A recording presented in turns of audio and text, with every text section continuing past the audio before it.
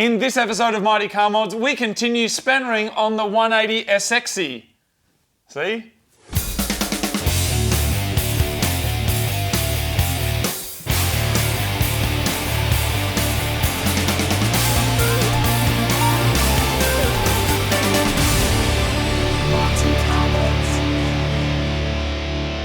Welcome to another episode of Mighty Car Mods. Hello, mate. I'm tooled up. Yeah. I'm tooled up. Martin, did I overhear you saying before that you wanted a big wang? I'm thinking about a big wang. Yes. I often think about a big wang, but today I'm thinking specifically about this car getting a big wang. Yeah, So just to give match. it like track credentials. That's a funny word. It's like moist credentials also makes me feel like that. And refreshments. You know the word Moist credentials, the two words together. Oh, wow. Moist I'd credentials. like to see your moist credentials. Anyway, so Martin, you're thinking of getting a big wing, not for actual any function on I a don't know. four-wheel drive Actually, car, no, but I think it would actually be mad. Is it retract your statement? I'm retracting that You statement. retract your moist credentials, Martin. From my big wang. It's an anti-prolapse. They go back in. Now, last time, of course, we did the kooky conversion on the 180 and started getting things fixed up there. You did some epic ignition stuff I did. with I Dave. got LS1 coils, so I basically got a V8 You've in there. basically got a V8 GTR now, which is pretty exciting. So, but today, Andrew Hawkins has visited, and look what he's brought, Martin. He's brought bring a it over. trip. Look what he's brought. He's brought you a trip. You probably won't even be able to see any difference. Okay, these diff jokes are getting pretty bad, but before we crack into that job, we need to remove our festy fuel tank. We need to take the fuel tank out because it's rusty and disgusting. So And we have a fuel tank organised that my We good do. friend Martin's going to pick up for us. Thanks, My mate. ever practical Subaru that would still chop you 180. That's also true. I'll SMS you the address. Thanks, Martin. No worries. So basically, it's pretty easy. All we have to do is take everything fuel Martin. related on the top side out. I might need a fuel pump too. I'll SMS you about that also. Alright. Thank you, Martin. My fuel pump in my wagon works. And Thanks, it's Martin. It's at like a 12.5. Thanks, mate. Cool, bye. 12.5, that's cute. That's very cute. Anyway, all right, so fuel pump out. Exhaust off the last section, which is easy, because there's just cable ties holding it on anyway. I'm not joking. Okay, I'm just going to rewind one sentence. And forget that good. ever All right, was said. I installed it properly, but the hangers, because of the bar, were in the wrong place, right? So when I went to put it on, the exhaust only came to here because of this big stupid bar that's on the back. So what I had to do is grind the hangers off and then re-weld them further back so that the cannon would hang out at the right point. So they line up, but some of the points don't line up that actually centers it. So that I've still got a couple more welds to do, but it's just so it's in position at the moment. So basically with some scissors, we'll be able to get the exhaust off. I deciphered that as body kit crap, exhaust wrong spot. Yes. Okay, Yeah, cool. That's the short version. Thanks for summarising. And then so basically get that out, then underneath, take those bolts off, undo the straps, and then will the fuel tank just fall out? Pretty much. Okay. The filler is attached to the top, which can sometimes be a prick if it's decided to half glue itself to it, but generally speaking, it pretty much drops Well, there's out. a lot of Sikaflex holding this car together, so There it's is, possible that there someone is. just sprayed their goo into there as well. There is lots of goo in this car. Our first step is to remove the fuel pump and check out just how bad our tank really is. This will also allow us to pump out any rusty fuel, which will make the tank lighter and easier to remove once we're underneath the car.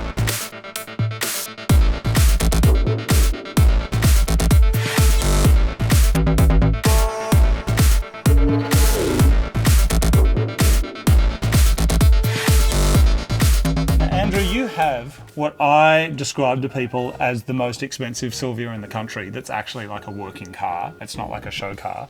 I'm glad you actually put that point in because Yeah, the 'cause working it's- side of it, Yeah, yes. exactly. It's actually a functioning car. But what I wanted to ask you, I mean, someone doesn't have a Silvia that's worth, hundreds of thousands of dollars unless they really love Nissan like crazily. So I wanted to ask you, what is it about Nissans that makes them so awesome? They're the best Japanese and most iconic Japanese This is not performance car working, ever. so No, it's as not. you- I'm as- actually as really you- enjoying you watch you do that.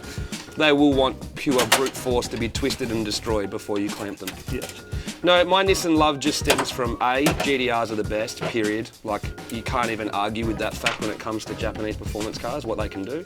And Silvia's is, they can drift, they can drag race, they can be used for time attack, they're good street cars. You can just, when it comes to modifying, what is there not to like about them?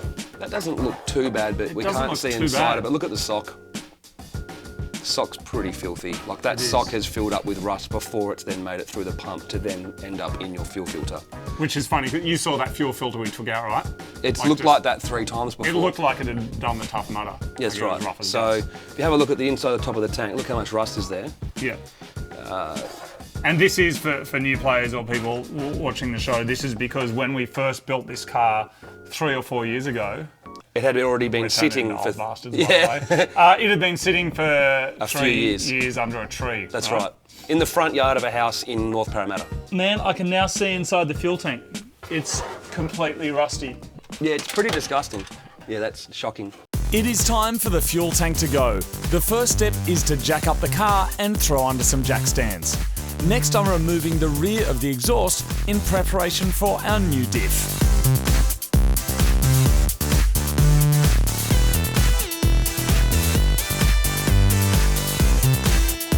Unfortunately, I'm not having as much luck with the catback section of the pipe. We were attempting to take the exhaust off because obviously it'll make things a little bit easier getting the diff out. 2 problems. One of them, most of the nuts are completely rounded over, so you can't actually grip on them. Secondarily to that, the nuts on the other side, someone has welded them in. The face palms on this grotty 180 continue. Next up, we've got to remove the 2 straps that hold onto the fuel tank. But before we drop the tank, we're going to pump out as much fuel as we can, which is going to make it easier to handle when it drops out of the bottom of the car.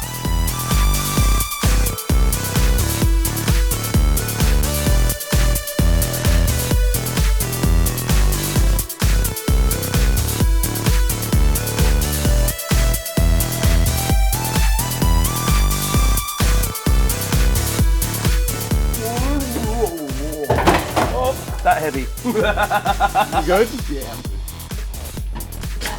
Oh, there we go, everyone. The source of our dirty fuel has been removed. Bastard. So Aussie.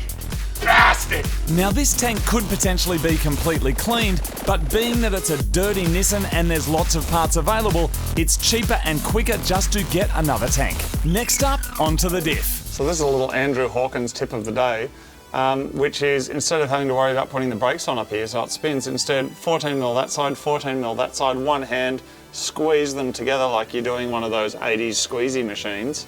You know those squeezy things that people used to use? Little, like, build your Yeah, wrist a little muscles build up. your wrist muscle thing. Yeah, why would you do that, you wonder? I don't know, especially if you own a Nissan, most people's wrists are fine. The original 2-way diff that we put in this car when we owned it a few years ago is long gone, and the one that's currently in it is completely shagged. So we're going to be replacing it with one that we bought off the internet that's been upgraded with a Nismo centre. Marty has returned and he's found us a replacement fuel tank, which is awesome. So once we get this diff replaced, we can get the fuel tank back in. We're using cable ties to hold all the associated dangling parts out of the way, which will make removing and replacing the diff way easier. We're just going to slide. Yep. It's going to come down. Now the sway bar's not in the way, and just put it down. Awesome. I got it. Got it? Move your head. Yep. Yep. There you go. Do you want some exciting news? Do you want to know how much better your new diff is? Yes, I want to know how much better my new diff is on a scale of 1 to 132. Well, this apparently has R32 GDR mechanical centre in it, which still flog out and obviously been worn out. So the first problem is this is flogged out. Your new one is a Nismo 2-way mechanical LSD, which would either pretty much work or be broken, and being Nismo is, believe it or not, actually is probably the best. So you have one of the best diffs you can get for your 180, and we've changed the diff ratio. Awesome. So this is a 4-1, and we're now putting a 4-3 in it. So this car has now 2 good components, Martin. A roll cage and a good diff. At least you didn't call your SR good, What? because those things sound, man, the sound of them. Oh, sorry. Your car's over there, man. Yeah, man. Thanks for that. Did he just defend SRs? Oh, he's trying. All right. I need to change his opinion of SRs. I think he secretly likes them. I love the power, I hate the sound. Love the power. Love the 2-litre awesomeness. Nissan's mad. Love Nissans. I am going to admit on a scale I like Evos too. Me too. I don't have an Evo though. Maybe one day we'll get one. One day we'll get an Evo. It's all right. We've got a 4.3 diff with a Nismo centre in it. That's good times. Awesome. Proper two-way. Let's do this. So this has a diff ratio of 4.3 to 1, and what that means is that for one turn up here, this here will turn 4.3 times. As you can see, big wheels, little wheel, little bit of turn, a lot of turn. There it is. Can I add an interesting fact about that? If you'd like to, Martin. So this also relates to your tachometer. Because if your engine, you think about 1,000 revs per minute, then it goes through a gearbox, which reduces it down. So first gear's obviously going to reduce it heaps, fifth gear's going to reduce it less, and that goes through your gearbox and then to your diff. So by the time it's gone through your engine, that 1,000 or 5,000 RPM is a very different thing here, and then it relates to road speed because it depends how fast your wheel's spinning, depends on the size of your wheel. Right. It's all a bit maths for me. Well, speaking of wheel spinning, do you know why you put these in, Martin? Do you know why this ratio is good in Nissan land? It will give you better acceleration, right? It means you can drift in third gear. Oh, does it? That's the thing. That makes sense. That's why people care about it. Because then your 5,000 RPM is spinning this a bit slower. Well, it than means it would if the diff was a closer ratio together. the wheels spin and you slide around a And you corner. make smoke. I own a Nissan. You know what I've always wondered about when you're drifting as well? If this is spinning real fast and you jam the handbrake on, essentially you're stopping that from spinning. That diff has a hard life. It has a very hard life, Yeah. which is probably why the other one's so thrashed. No longer moist. That's exciting, man. Yeah, that's awesome. My car has more of them. No, not this car. My car I actually like. My Subaru has more of these than yours. But it can't do this drifting thing. Andrew, will the 180 do better burnouts because of this? Just one word's fine. Yes. Good. Andrew, will the 180 drift better because of this? One word's fine. Yes, with a lot of exclamations before it. Oh, before it, that's interesting. Andrew, will this make the 180 better than Too Sexy? It already is, but now more so. Good. Yes. Any other questions, Martin? This won't fit my car, unfortunately. Okay. Can this fit my car? You can make anything fit anything. That's the spirit. The next step is to lube up the diff. You may remember with our previous one that came on the car that both the filler hole and drain plug were completely seized, so that in itself was a good reason to upgrade, because up until now we had no way of draining, filling or even checking the diff oil. When the diff is sitting completely flat and you can see oil coming out of this hole, then you know there's enough in there. These diffs are surprisingly heavy, and because we don't have a hoist, we're using a milk crate to help move it into place and take some of the weight off before we push it up and install it into the car.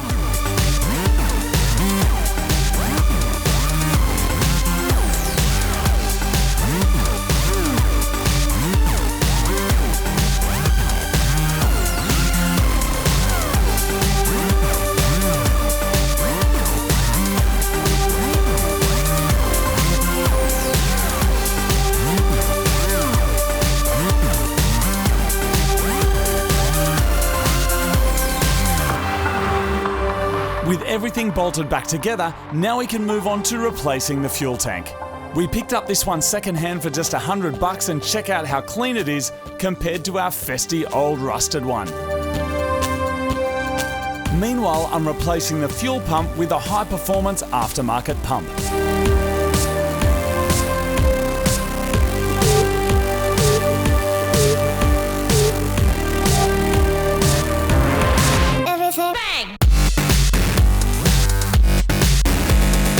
With the fuel pump and filters changed, the new tank is ready to go into the car, which is a strange dance that you do on your back holding your knees up to try and hold it in while someone else bolts on the straps.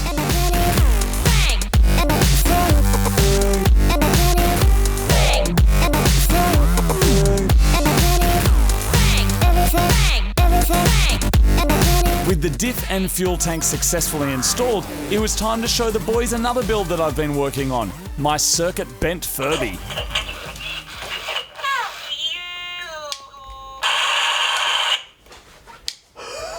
You've got too much spare time, man. What's it supposed to do again? That's it. Oh, so we're seeing it do it. That was better.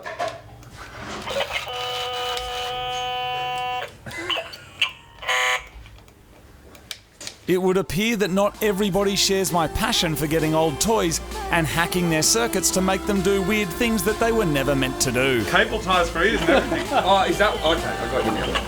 Anyway, time to leave old Furby and get back to the 180.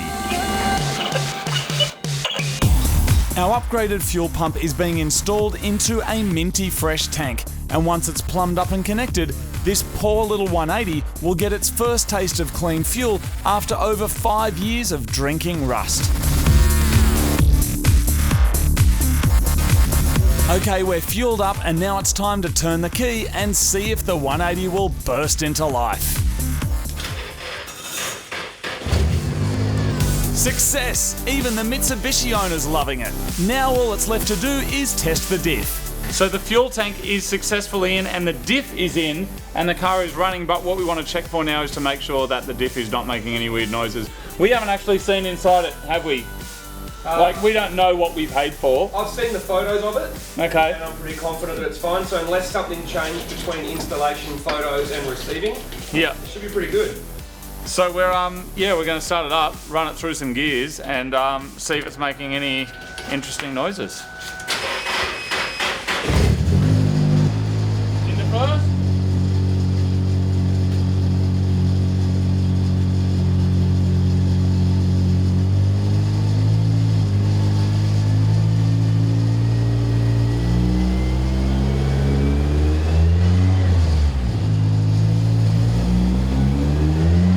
Second, this is third.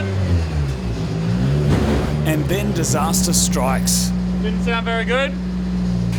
Hey. Didn't sound very good.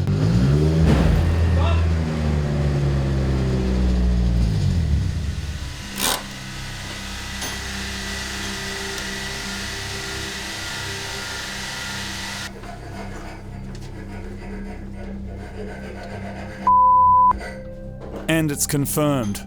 The diff we just bought and installed is broken. Yeah, I think it's time to call it a day. Yeah. Figure out what's wrong with your diff. When that first got That's put what in, it's all about. it felt like that when we first put it in. You had absolutely no indication that it wasn't right. Yeah. Yeah. And as soon as it had drive on it, Yeah. it's Which like- was hardly any because it wasn't even a car on the ground. correct. It It was just tried turning to around. like pull them out. Which is funny because this is actually what happens when you fix cars. Yeah. Yeah. All the time. Yeah, it is. I've seen shows on the internet where nothing ever goes wrong. But it's annoying because Well, they edit all that out because then you're like, oh, Marty, you looked at my car funny. Oh, I'm not coming back. I resign, and then I leave, and then I come back, and we have a hug because people want the tension, the create drama, and the drama. resolve, so that people will watch next time. We don't have any of that. We've just got a car, two mates that help us, and a 180 that's completely rooted. There it is, everyone. Mighty downloads. See you next time. you run the gauntlet buying on Facebook, don't you?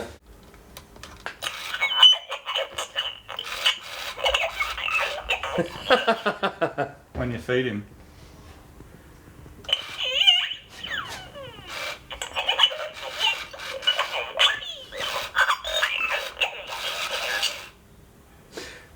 I don't know if I'm Do you want to have a go? You're impressed. Try fingering its mouth. Try fingering its mouth.